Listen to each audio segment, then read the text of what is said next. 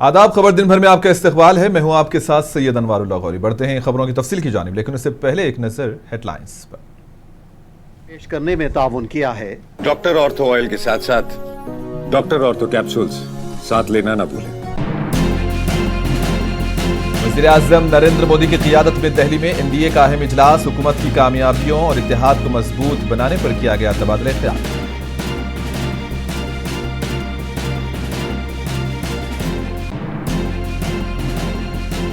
TMC में बगावत की बाज़गश्त। सायोनी घोष समेत 20 सरकारें पार्लियामेंट के एनडीए की हिमायत के दावे से मची सियासी हलचल।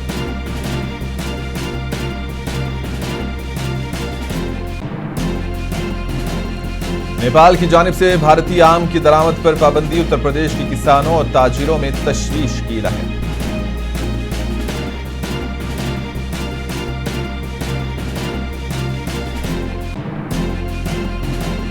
अमेरिका ईरान कशीदगी खतरनाक मोड़ पर। मुबैना मिसाइल हमलों और जवाबी कार्रवाइयों से खित्ते में जंग के खदशात बढ़ गए।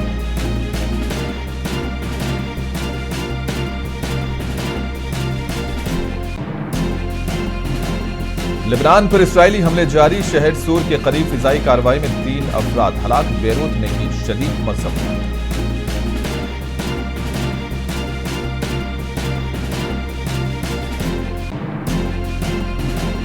अफगानिस्तान में मुबैना फिजाई हमलों पर तनाज़ा। काबुल की पाकिस्तान पर शदीद तनकीद। सरहदी कशीदगी में हुआ इजाफा।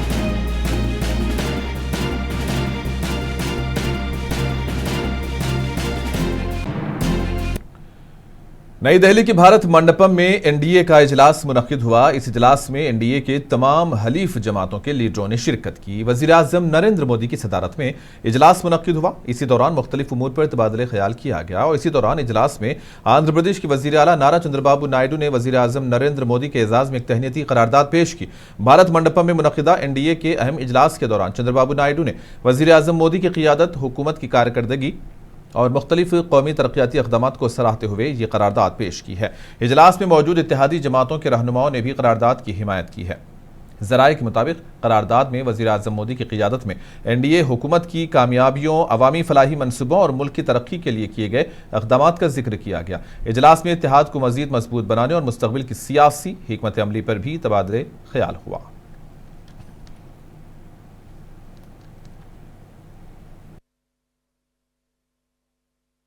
एनडीए के 12 वर्षों की उपलब्धियों की एक और विशेषता है, हमें ये उपलब्धियां वैश्विक अस्थिरता और अशांति के दौर में हासिल हुई है। एक स्थिर सरकार होने का लाभ क्या होता है, ये बार बार इस दौर ने साबित किया है। कोरोना के समय को हम कभी नहीं भूल सकते, जब हर तरफ हाहाकार मचा था, लेकिन भारत उस हालात को मुकाबला करते हुए भी सफलता से आगे बढ़ा। साथियों, टीएमसी में अंदरूनी इख्तलाफात मजीद गहरे होते जा रहे हैं। कहा जा रहा है कि रुकने पार्लियामेंट सायोनी घोष समेत 19 सरकारें पार्लियामेंट एक बागी धड़े के साथ खड़े नजर आ रहे हैं, जिसने लोकसभा स्पीकर को खत लिखकर एनडीए की हिमायत का इजहार किया है। बागी धड़े की क़ियादत टीएमसी के सीनियर रुकने पार्लियामेंट काकोली घोष दस्तीदार कर रही है। उनका दावा है कि तकरीबन 20 टीएमसी अरकान पार्लियामेंट ने स्पीकर को खत भेजकर एनडीए के साथ सियासी हमाहंगी की ख्वाहिश जाहिर की। ज़राए के मुताबिक इसी बागी ग्रुप में यूसुफ पठान, शत्रुघ्न सिन्हा के अलावा दीगर कई बड़े लीडर्स भी शामिल हैं, जिससे टीएमसी क़ियादत के लिए नई सियासी मुश्किलात पैदा हो गई हैं। सियासी मुबस्सिरीन का यह मानना है कि अगर बागी ग्रुप के पास वाकई 2/3 अरकान की हिमायत मौजूद है तो यह तृणमूल कांग्रेस के लिए एक बड़ा सियासी धचका साबित हो सकता है और कौमी सियासत पर भी इसके दुरस असरात मुरतब हो सकते हैं। टीएमसी लीडर सुष्मिता देव ने कहा कि उन्होंने टीएमसी पार्टी और राज्यसभा की रुकनीत से इस्तीफा दे दिया है और आसाम के वज़ीर आला हेमंत बिस्वा शर्मा से मुलाकात भी की है। मीडिया से गुफ्तगू करते हुए सुष्मिता देव ने कहा कि वज़ीर आला हेमंत बिस्वा शर्मा के काम और तरक्याती इक़दामात से उन्हें तहरीक मिलती है और इसी वजह से उन्होंने उनसे मुलाकात की है। इन्होंने कहा कि अवामी खिदमत और तरक्की के लिए जो काम आसाम में हो रहे हैं वो काबिल सताइश है। जब पार्टी से इस्तीफा दिया तो जिस पार्टी की तरफ से मुझे राज्यसभा का आसन दिया गया वो छोड़ना तो तय है, क्योंकि उस पार्टी ने दिया तो मैंने दोनों से इस्तीफा दिया। उसके बाद मैं आसाम के मुख्यमंत्री डॉक्टर हेमंत बिस्वा शर्मा से मिली, क्योंकि मुझे आसाम में राजनीति करनी है, तो उनके साथ कुछ डिस्कशंस हुए जिस पर मैं अभी टीवी पर तो टिप्पणी नहीं कर सकती। जब वक्त आएगा मैं आपको जरूर बताऊंगी। बीजेपी के सीनियर लीडर रविशंकर प्रसाद ने कहा है कि वजीर आजम नरेंद्र मोदी मुल्क के तवील तरीन अरसे तक खिदमत अंजाम देने वाले मुंतखब वजीर आजम बन गए हैं। नई दिल्ली में मीडिया से गुफ्तगू करते हुए रविशंकर प्रसाद ने कहा कि नरेंद्र मोदी ने अपनी मुसलसिल अवामी हिमायत, मुअस्सर क़ियादत और तरक्याती एजेंडे के जरिए एक तारीखी संगमेल हासिल किया है। इन्होंने कहा कि मोदी की क़ियादत में मुल्क ने मुख्तलिफ शोबों में नुमायां तरक्की की है और आलमी सतह पर भारत का वक़ार बुलंद हुआ है।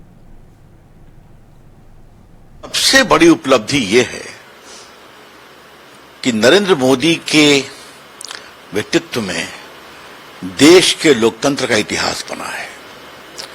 एक बहुत गरीब परिवार में पैदा हुआ व्यक्ति अपनी लगन, आत्मविश्वास से भारत का प्रधानमंत्री बनता है और 12 साल से लगातार देश को।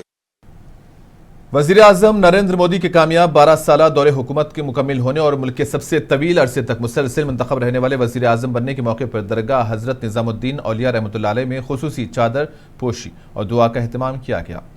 यह प्रोग्राम बीजेपी दिल्ली प्रदेश अक़लियती मोर्चा के ज़रिए एहतमाम मुनाकिद हुआ, जिसमें राज्यसभा के रुकन गुलाम अली खटाना बतौर मेहमान खुसूसी शरीक हुए।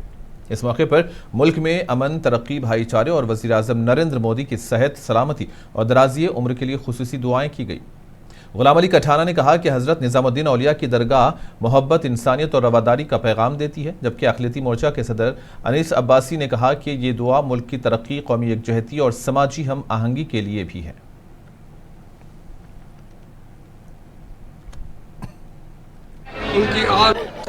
अभी हम मौजूद दरगाह हज़रत ख्वाजा सैयद मोहम्मद निज़ामुद्दीन औलिया की बारगाह के अंदर, जहां पर वज़ीर आज़म साहब के 12 साल मुकम्मल होने पर खास दुआ का एहतमाम किया गया। हमारे साथ खास बातचीत करने के लिए मौजूद हैं राज्यसभा के मेंबर ऑफ पार्लियामेंट रुकन गुलाम अली खटाना साहब। सर, क्या कहना चाहेंगे, आज आप यहाँ पर आए हैं, क्या दुआ मांगी है, क्या खास आपने किया? जिस तरह से हमारा भारत जो है घोटालों में 2G, कॉमनवेल्थ घोटाला, कोयला घोटाला में डूबा हुआ था, और जैसे ही देश के वज़ीर आज़म नरेंद्र मोदी जी ने कमांड संभाली आज से ठीक 12 साल पहले, और जिस तरह देश को उन्होंने बुलंदियों पे लिया, ऊंचाइयों पे लिया, देश दुनिया की 11वें नंबर से तीसरी बड़ी ताकत बनने जा रहा है।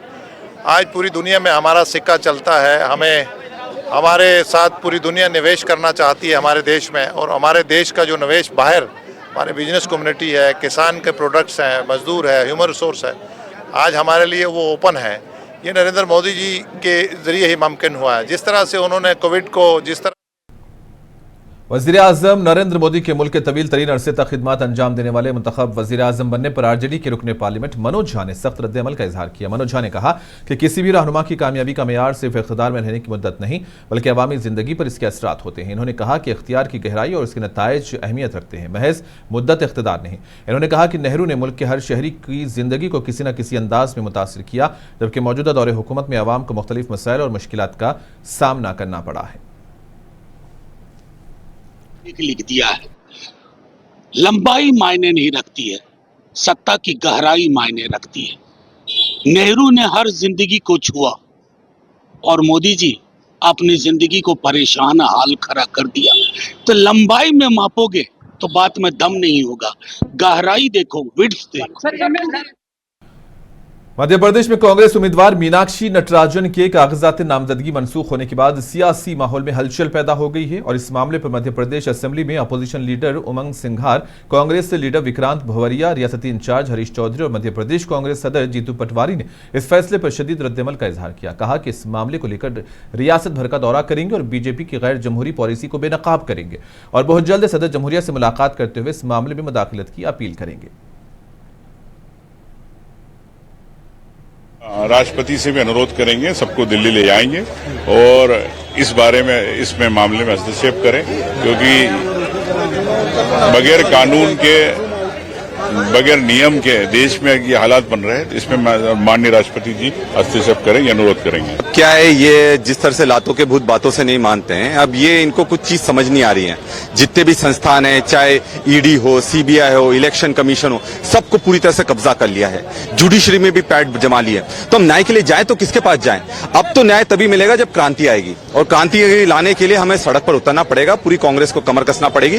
तमिलनाडु के वजीर आला विजय अपने दौरे दिल्ली में मसरूफ हैं। हैं आज जिन्होंने नई दिल्ली में कांग्रेस की सीनियर रहनुमा सोनिया गांधी से मुलाकात की और विजय इस मकसद के लिए कांग्रेस सदरनशीन की रिहाइशगाह 10 जनपद पहुंचे, जहां दोनों रहनुमाओं के दरमियान हम सियासी उमूर पर तबादले ख्याल होने की इतलात हैं। मुलाकात के बाद विजय 10 जनपद से रवाना हो गए, तहां मुलाकात की तफसीलात फौरी तौर पर सामने नहीं आई हैं। सियासी हलकों में इस मुलाकात को अहम करार दिया जा रहा है और इसे कौमी सतह पर अपोजिशन जमातों के दरमियान राबतों के तनाजुर में देखा जा रहा है। ज़राए के मुताबिक दोनों रहनुमाओं के दरमियान मुल्की सियासी सूरत हाल और मुस्तक़बिल की सियासी हिकमत अमली समेत मुख्तलिफ उमूर पर गुफ्तगू हुई है।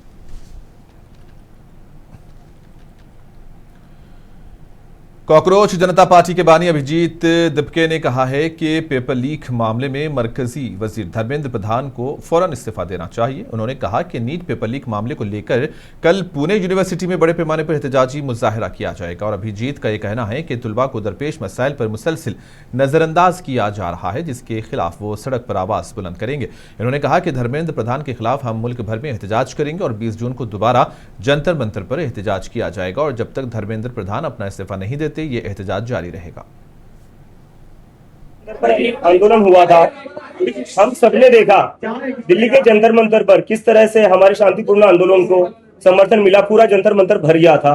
इससे यह साबित होता है कि इस देश का युवा अब इस सरकार से डरता नहीं, वो सवाल करेगा। और हम आज फिर से रिक्वेस्ट करते हैं एजुकेशन मिनिस्टर धर्मेंद्र प्रधान से, वो रिजाइन कर दे। अगर वो रिजाइन नहीं करते हैं तो अब हम देश भर आंदोलन करने जा रहे हैं, जिसकी शुरुआत कल पुणे से हो रही है। कल पुणे यूनिवर्सिटी में सभी लोग, सभी छात्र एमपीएससी के हो, नीट के हो, सभी छात्र आएंगे और एक बहुत बड़ा आंदोलन करेंगे। आंध्र प्रदेश के गवर्नर अब्दुल नजीर ने तिरुपति में वाक़ई श्री वेंकटेश्वरा यूनिवर्सिटी के सालाना कॉन्वोकेशन में बतौर मेहमान खुसूसी शिरकत की। कॉन्वोकेशन तकरीब में गवर्नर ने तुलबा को असनाद और डिग्रियां तकसीम की और अपने खिताब में कहा कि तालीम ही तरक्की और कामयाबी की बुनियाद है। इन्होंने तुलबा पर जोर दिया कि वो मेहनत, दयानत और लगन के साथ अपने करियर को आगे बढ़ाएं और मुल्क व रियासत की तरक्की में अहम किरदार अदा करें। इस मौके पर यूनिवर्सिटी के वाइस चांसलर, असातिज़ा, तुलबा और दीगर मुअज़्ज़िज़ीन भी मौजूद थे।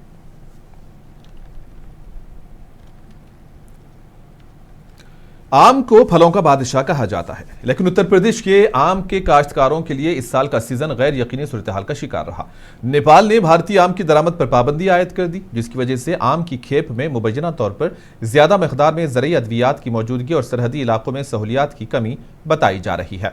नेपाल के इस फैसले से भारतीय आम के एक अहम बरामदी बाजार को धचका लगा है, जिसके बायस किसान अपनी पैदावार मुकामी मंडियों में फरोख्त करने पर मजबूर हो गए हैं।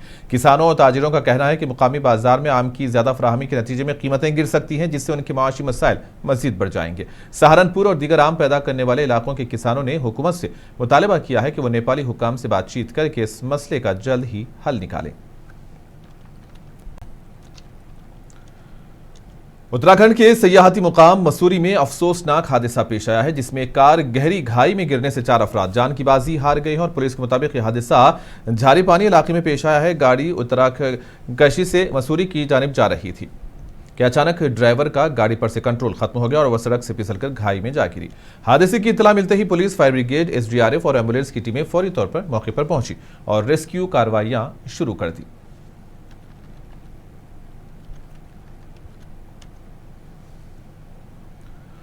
आम आदमी पार्टी के एमसीडी इंचार्ज प्रवीण कुमार ने सादुल्लाहपुर में इमारत के गिरने के वाकये पर रेस्क्यू ऑपरेशन की सुस्त रफ्तारी पर सवाल उठाते हुए कहा कि 12 दिन गुजरने के बावजूद कार्रवाई मुकम्मल नहीं हो सकी। इन्होंने दावा किया कि मुकामी लोगों के मुकाबले मलबे तले अब भी कई अफराद दबे हो सकते हैं और अमवात की असल तादाद सरकारी आदादोशुमार से ज्यादा हो सकती है। पार्टी ने रेस्क्यू ऑपरेशन की ताखीर और हादसे की मुकम्मल शफाफियत व तहकीकात का मुतालबा किया। प्रवीण कुमार ने दिल्ली हुकूमत से यह भी पूछा कि मुस्तकबिल में किसी बड़े हादसे से निपटने के लिए इसकी क्या तैयारियां हैं। के नेतृत्व में जिस हिसाब से दिल्ली का हाल है और जिस हिसाब से दिल्ली की जनता ने भारतीय जनता पार्टी को वोट किया, पूरी तरीके से लोगों का सपना चूर चूर हो गया है। और अब सपना चूर चूर से आगे की बड़ी बात है कि लोगों की मौतें हो रही है, लोगों की जान जा रही है। कोई नाले में डूबने से मर रहा है, कोई आग लगने से मर रहा है, कोई बिल्डिंग के दबके मर रहा है। सैदुल्ला जाब में जो हमारी आज की प्रेस कॉन्फ्रेंस थी, सैदुल्ला जाब में जो इंसिडेंट हुआ उसका रेस्क्यू ऑपरेशन मतलब 12 दिन तक हो रहा है। क्या हो रहा है देश में? मतलब रेस्क्यू ऑपरेशन कोई 12 दिन तक चलता है? वो 400-500 गज की बिल्डिंग का जिसका मलबा 2 दिन में हटाना चाहिए, जिसमें मतलब इंसान जो उसमें दबा होगा जो वो 2 दिन तक ही जिंदा रह पाएगा बिना खाना पानी के। मतलब आप रेस्क्यू जो काम 2 दिन में हल होना है उसको आप 12 दिन लगा रहे हैं और अभी तक भी कोई टाइमलाइन नहीं है कि कब तक वो पूरा होगा। तो भारतीय जनता पार्टी एक तरीके से इस देश के लोगों का मजाक बना रही है। उनको लोगों की जान की भी चिंता नहीं है। ऑलराउंडर हार्दिक पांड्या अफगानिस्तान के खिलाफ 3 मैचेस पर मुश्तमिल वनडे सीरीज से बाहर हो गए हैं। बीसीसीआई ने फिटनेस मसाइल से दोचार पांड्या को अफगानिस्तान के खिलाफ खेली जाने वाली सीरीज में आराम देने का फैसला किया। दोनों मुल्कों के दरमियान वनडे सीरीज का पहला मैच हफ्ते को धर्मशाला में खेला जाएगा। सीरीज के बाकी 2 वनडे लखनऊ और चेन्नई में 17 और 20 जून को खेले जाएंगे। अमेरिका और ईरान के दरमियान जारी कशीदगी एक बार फिर इंतहाई खतरनाक मरहले में दाखिल होती नजर आ रही है। अमेरिका ने ईरान के कई इलाकों पर मिसाइल हमले किए हैं, जबकि ईरान ने भी जवाबी कार्रवाई करते हुए बहरीन, कुवैत और उर्दन पर मिसाइल और ड्रोन हमले किए हैं और खित्ते में अमेरिकी फौजी ठिकानों को निशाना बनाया है। हुर्मुज़ में अमेरिकी हेलीकॉप्टर अपाचे पर हमले ने एक बार फिर कशीदगी में इजाफा कर दिया है और ये कशीदगी अब जंग की सूरत इख्तियार करती नजर आ रही है। अपाचे हेलीकॉप्टर गिराए जाने के बाद अमेरिका और तेहरान के दरमियान एक बार फिर हमलों का सिलसिला शुरू हो गया है। अमेरिका ने जंगी तैयारों के जरिए ईरान के खीशम और इस्फहान समेत तकरीबन 8 शहरों पर एयर स्ट्राइक्स की हैं। इन हमलों के नतीजे में मुताद्दिद धमाकों की इत्तला दी गई है, जबकि कुछ सनती और शहरी तंसीबात को नुकसान पहुंचने का दावा भी किया जा रहा है। दूसरी जानिब ईरान की पासदारान इनकलाब ने जवाबी कार्रवाई करते हुए बहरीन, कुवैत और जॉर्डन में मौजूद अमेरिकी फौजी अड्डों को ड्रोन और बैलिस्टिक मिसाइल से निशाना बनाया है। रिपोर्ट्स के मुताबिक कई मिसाइल्स और ड्रोन्स मुख्तलिफ अहदाफ की जानिब दागे गए, जिसके बाद खलीजी खित्ते में एयर डिफेंस सिस्टम्स को फौरन एक्टिव कर दिया गया। ईरानी मीडिया के मुताबिक सबसे बड़ा हमला बहरीन में अमेरिका की 5th फ्लीट के हेडक्वार्टर्स पर किया गया, जहां मुताद्दिद धमाकों की आवाजें सुनी गईं। पासदारान इनकलाब का कहना है कि मुकामी वक्त के मुताबिक सुबह तकरीबन 2:30 बजे ड्रोन्स और मिसाइल्स के जरिए ये हमला किया गया। ईरानी फोर्सेस ने कुवैत पर भी कई ड्रोन्स दागे। इस हमले में खास तौर पर अली अल सालेम एयरबेस को निशाना बनाया गया, जो अमरीकी फिजाइया का एक अहम मरकज माना जाता है। इसी दौरान ईरान के वजीर खारजा सैयद अब्बास अरागची ने अमेरिका को खबरदार करते हुए कहा है कि अगर वो महफूज रहना चाहता है तो उसे खलीज फारस छोड़ देना चाहिए। उनका कहना था कि ईरान की मुसल्लह अफवाज किसी भी हमले या धमकी का जवाब देने के लिए मुकम्मल तौर पर तैयार है। अरागची ने सोशल मीडिया प्लेटफॉर्म एक्स पर लिखा कि जंग के मैदान में नाकामी के बाद अमेरिका ने ईरान के अज़ाइम को समझने की कोशिश की है। उन्होंने कहा कि ईरान की ताकतवर अफवाज किसी भी हमले को बगैर जवाब दिए नहीं छोड़ेगी। साथ ही उन्होंने ये वार्निंग भी दी कि खलीज फारस की तारीख में बैरूनी ताकतों के बुरे अंजाम की कई मिसालें मौजूद हैं। आज के हमलों ने खित्ते में पहले से मौजूद कशीदगी को मजीद बढ़ा दिया है और सूरत हाल इंतहाई गैर मुस्तकम और तशवीशनाक नजर आ रही है। ब्यूरो रिपोर्ट, मुनसिफ टीवी। लेबनान पर इसराइल के हमले आज भी जारी रहे। लेबनान के साहली शहर सोर के करीब इसराइली फिजाई हमले में कम से कम 3 अफराद हलाक हो गए हैं, जबकि मुतअद्दिद अफराद के जख्मी होने की भी इतलात हैं। लेबनानी हुक्काम के मुताबिक हमला शहरी इलाके के करीब किया गया, जिससे इलाके में खौफ व हिरास फैल गया और रेस्क्यू टीमें फौरी तौर पर मौके पर पहुंच गई। इसराइली फौज ने बादशाह इस कार्रवाई की वीडियो जारी की है, जिसमें जनूबी लेबनान में मुख्तलिफ फिजाई हमलों को दिखाया गया है। इसराइली फौज ने दावा किया कि यह कार्रवाइयां सरहदी इलाकों में मौजूद मुसल्लह गिरोहों के खिलाफ की गई है। लेबनानी हुक्काम ने इन हमलों की शदीद मजम्मत की है और इसे खुद मुख्तारी की खिलाफ वर्जी करार दिया है।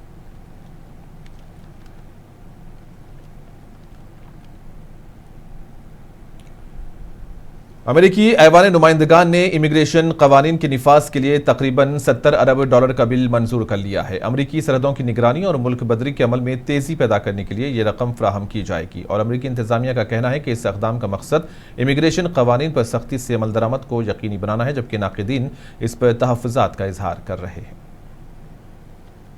ऐवान नुमाइंदगान ने मंगल के रोज तकरीबन $70 अरब का बिल मामूली अक्सरियत से मंजूर कर लिया है, जिसका मकसद अगले 3 बरसों तक इमिग्रेशन कवानीन पर अमल दरामद के लिए फंड फराहम करना है। ये बिल 214 के मुकाबले में 212 वोटों से मंजूर हुआ। रिपब्लिकन अरकान ने अपनी अक्सरियत इस्तेमाल करते हुए इसे पास कराया, जबकि तमाम डेमोक्रेट अरकान ने इसकी मुखालिफत की। व्हाइट हाउस के मुताबिक इस बिल के तहत $38 अरब इमिग्रेशन एंड कस्टम्स इन्फोर्समेंट को फराहम किए जाएंगे और $26 अरब बॉर्डर सरहदों की निगरानी के लिए मुख्तस किए गए हैं, जबकि इस बिल में $5 अरब की रकम हंगामी और मुतफर्रिक अखराजात के लिए भी रखी गई है। ये फंडिंग 3 साल के लिए पेशगी फराहम की जा रही है ताकि रकम की फराहमी में कोई तातुल न आए, क्योंकि ट्रंप इंतजामिया सालाना तकरीबन 10 लाख अफराद को मुल्क बदर करने का हदफ रखती है। ऐवानी नुमाइंदगान की स्पीकर माइक जॉनसन को बिल मंजूर कराने के लिए अपनी जमात के तकरीबन तमाम अरकान की हिमायत दरकार थी, जिसे वो हासिल करने में कामयाब रहे। रिपब्लिकन पार्टी इमिग्रेशन के मसले को दोनों बड़ी जमातों के दरमियान बुनियादी फर्क के तौर पर पेश कर रही है और उसे उम्मीद है कि आइंदा वस्त मुद्दती इंतखाबात में पार्टी को उसका फायदा होगा। स्पीकर माइक जॉनसन ने कहा कि सरहदी सिक्योरिटी और इमिग्रेशन कवानीन की निफाज के लिए फंड फराहम करना जरूरी था, जबकि ऑपोजिशन ने इस बिल को इमिग्रेशन एंड कस्टम्स इन्फोर्समेंट के लिए ओपन फंड करार देते हुए तनकीद की और टैक्स दहिंदा के पैसों का गैर जरूरी और हद से ज्यादा इस्तेमाल से ताबीर किया। जबकि बिल की हामियों का दावा है कि ICE को खतीर रकम की फराहमी से गैर कानूनी तारकीन वतन को ज्यादा तादाद में मुल्क बदर करने में आसानी होगी। आर्जी हिरासत में रखने के लिए जेलों और डिटेंशन मराकिज की तादाद में इजाफा किया जा सकेगा। इसके अलावा ICE और मकामी पुलिस के दरमियान ताउन बढ़ने से गिरफ्तारियों का दायरा वसी हो सकता है। ब्यूरो रिपोर्ट, मुंसिफ टीवी। अमेरिका और ईरान के दरमियान बढ़ती हुई कशीदगी के दौरान हिंदुस्तान के स्टॉक मार्केट समेत आलमी बाजार में आज मिला जुला रुझान देखा गया। स्टॉक मार्केट के इब्तदाई सेशन में तेजी देखी गई है, ताहम सेशन के आखिरी घंटों में बाजार में मंदी छाई रही। पेश है सिलसिले में रिपोर्ट, आप देखिए और हमें दें इजाजत। आदाब। वोटों खत्ते में बढ़ती हुई कशीदगी के साए तले हिंदुस्तान की स्टॉक मार्केट ने मुला जुला रुझान पेश किया। कारोबार के इख्तिताम पर BSE सेंसेक्स मामूली बेहतरी के साथ 64 पॉइंट्स इजाफे के बाद 73,983 पर बंद हुआ, जबकि NSE निफ्टी 50 27 पॉइंट्स की कमी के साथ तकरीबन 23,215 की सतह पर आ ठहरा। इब्तिदा में बाजार में हल्की सी तेजी देखी गई, मगर दिन ढलते ढलते प्रॉफिट बुकिंग, गैर मुल्की सरमायाकारों की मुसलसल फरोख्त और आलमी गैर यकीनी फजा ने मार्केट की रफ्तार को मांद कर दिया। यूं इख्तितामी लम्हात में तेजी का रंग फीका पड़ गया और सरमायाकार मुख्तात रवैया इख्तियार करने पर मजबूर दिखाई दिए। नुमाया हिस्स में axis bank, Hindustan Unilever, Kotak Mahindra bank, ICICI bank और ITC ने सबकत हासिल की, जबकि Tata steel, Titan, Bajaj Finserv और महिंद्रा एंड महिंद्रा जैसे बड़े नाम दबाव का शिकार रही। अमेरिका और ईरान के दरमियान बढ़ती हुई कशीदगी ने आलमी मालियाती मंडियों में भी बेयकीनी की लहर दौड़ा दी। एशियाई और यूरोपीय बाजार मनफी रुझान के साथ बंद हुए और सरमायाकारों के एतमाद में वाज़ेह लग़ज़िश महसूस की गई। सेक्टोरल मंजरनामे पर FMCG और निजी बैंकारी के शोबों के सिवा तकरीबन तमाम शोबे दबाव में रहे। सरकारी bank, telecom, metals, oil and gas, तवानाई, रियल एस्टेट, कैपिटल गुड्स और पावर सेक्टर में कमजोरी नुमाया रही।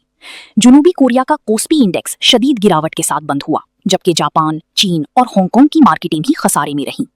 इधर गैर मुल्की सरमायाकारों की जानिब से अरबों रुपए के हिस्स की फरोख्त ने मार्केट पर दबाव को मजीद गहरा कर दिया। माहिरीन का कहना है कि जब तक आलमी उफक पर गैर यकीनी के बादल मंडलाते रहेंगे, मंडियों में उतार चढ़ाव की कैफियत बरकरार रहने का इम्कान है। ब्यूरो रिपोर्ट, मुंसिफ टीवी।